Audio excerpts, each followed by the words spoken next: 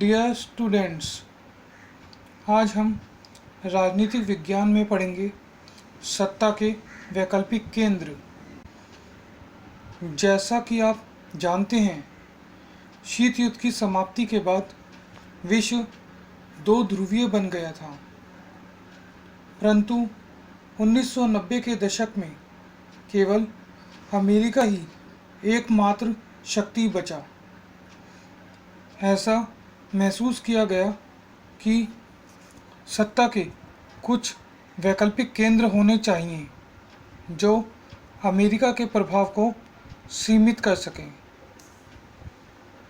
Europe में यूरोपीय संघ और एशिया में आसियान का उदय इन्हीं वैकल्पिक केंद्रों के रूप में हुआ।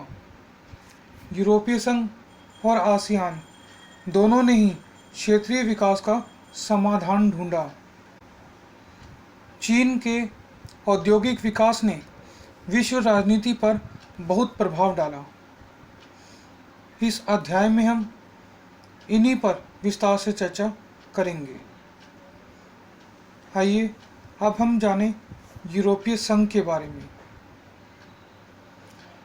द्वितीय विश्व युद्ध के बाद यूरोप के देश अंतर्राष्ट्रीय स्तर पर एक दूसरे का सहयोग करेंगे या नहीं, यह चिंता यूरोप के नेताओं को सता रही थी। द्वितीय विश्व युद्ध के बाद वे सभी मान्यताएं असफल हो गई जिसके आधार पर यूरोपीय देशों के आपसी संबंध बने थे। सन 1945 के बाद यूरोपीय देशों में आपस में सहयोग बढ़ाने में मदद मिली। अमेरिका ने भी यूरोपीय अर्थव्यवस्था के सुधार के लिए मदद की। इसे ही मार्शल योजना के नाम से जाना जाता है। इस योजना के अंतर्गत 1948 में यूरोपीय आर्थिक सहयोग संगठन की स्थापना की गई, जिसने यूरोप के देशों की आर्थिक मदद की। वर्ष 1949 में यूरोपीय परिषद की स्थापना इसी दिशा में एक अगला कदम था। सन 1957 में यूरोपीय इकोनॉमिक कम्युनिटी की स्थापना हुई, जिसने आगे चलकर राजनीतिक स्वरूप प्राप्त कर लिया। 1992 के बाद यूरोपीय संघ ने एक समान विदेश नीति, सुरक्षा से जुड़े मामले, न्यायिक मामले और एक समान मुद्रा की नीति को अपनाया।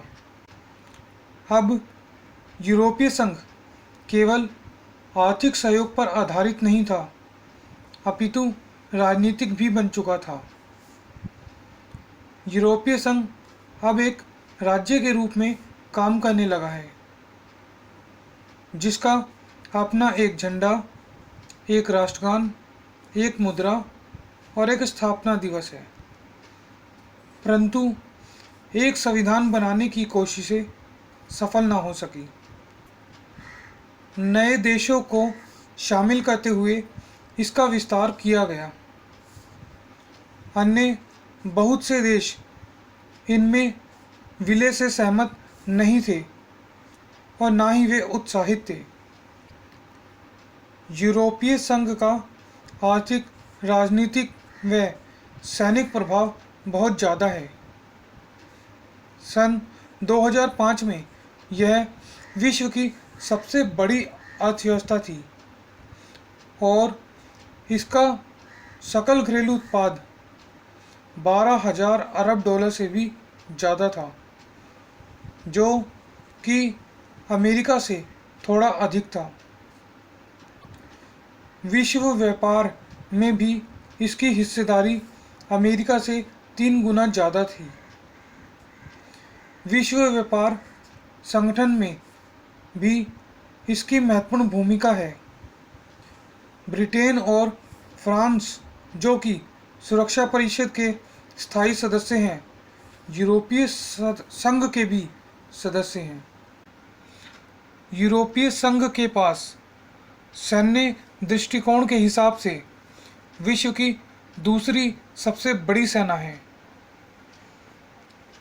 अंतरिक्ष विज्ञान और संचार प्रौद्योगिकी में भी यूरोपीय संघ काफ़ी आगे है।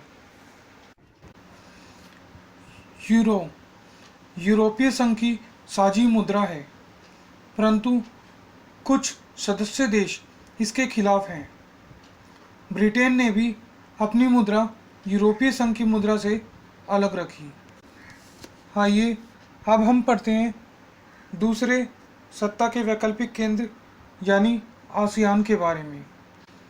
ASEAN association of south east Asian Nations अर्थात दक्षिण पूर्व एशियाई राष्ट्रों का संगठन।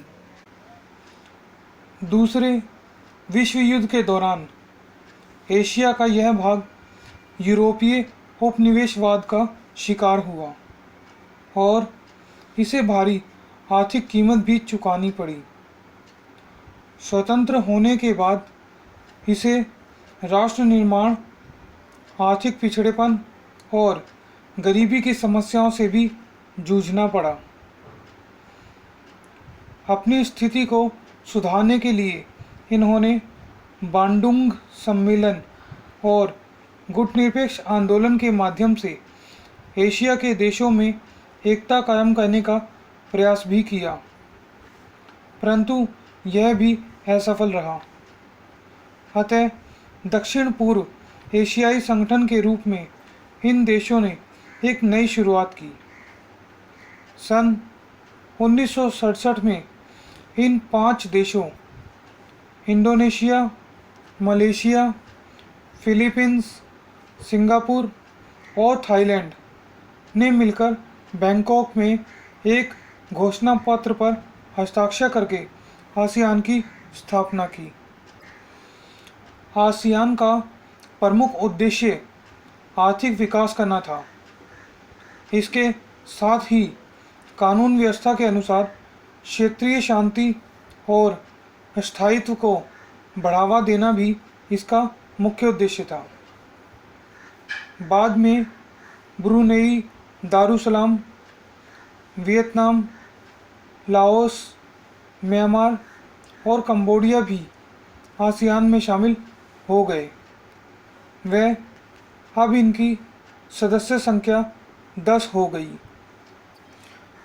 इनका लक्ष्य यूरोपीय संघ से भिन्न सहयोगात्मक मेल मिलाप का है, जिसे आसियान शैली भी कहा जाता है। आसियान आज दुनिया में सबसे तेज गति से आर्थिक विकास करने वाला संगठन भी है। आगे चलकर सन 2003 में आसियान ने 3 स्तंभों आसियान सुरक्षा समुदाय, आसियान आर्थिक समुदाय और आसियान सामाजिक सांस्कृतिक समुदाय के आधार पर आगे बढ़ने के लिए कदम उठाए। आसियान का सुरक्षा समुदाय क्षेत्रीय विवाद को आपसी सहमति से हल करता है। इन देशों ने आपस में एक दूसरे की क्षेत्रीय अखंडता, शांति, सहयोग, हस्तक्षेप और निष्पक्षता को बनाए रखने के लिए कार्य किए। इन देशों ने एक दूसरे की संप्रभुता का भी सम्मान किया। आसियान ने सुरक्षा और विदेश नीतियों में तालमेल बनाने के लिए सन 1994 में आसियान क्षेत्रीय मंच की स्थापना भी की। आसियान अर्थव्यवस्था अभी यूरोपीय संघ, अमेरिका और जापान के मुकाबले काफ़ी छोटी है, परंतु इसका विकास तेज़ी से हो रहा है। आसियान अपने सदस्य देशों के लिए एक साझा बाजार तैयार करता है और आर्थिक विवादों को मिटाने का प्रयास भी करता है। आसियान ने तेज गति से विकास करते हुए विज़न 2020 नामक परियोजना की शुरुआत भी की। आसियान ने बातचीत के द्वारा कंबोडिया के टकराव का भी अंत किया। आपसी सहयोग के लिए ये देश नियमित वार्षिक बैठकें भी करते हैं। भारत ने शुरुआत में अपनी विदेश नीति में आसियान पर ज़्यादा ध्यान नहीं दिया, परंतु हाल के वर्षों में अपनी इस नीति को सुधारने की कोशिश की। इस दिशा में भारत ने आसियान के 2 सदस्य देशों सिंगापुर और थाईलैंड के साथ मुक्त व्यापार समझौता किया है। आसियान एकमात्र ऐसा क्षेत्रीय संगठन है जो अपने सदस्य देशों और अन्य देशों को चर्चा के लिए एक राजनीतिक मंच उपलब्ध कराता है। भारत ने इस दिशा में 1991 में पूरब की ओर चलो की नीति को अपनाया, जिससे भारत के आसियान, जापान, चीन और दक्षिण कोरिया के साथ आर्थिक संबंधों में बढ़ोतरी हुई।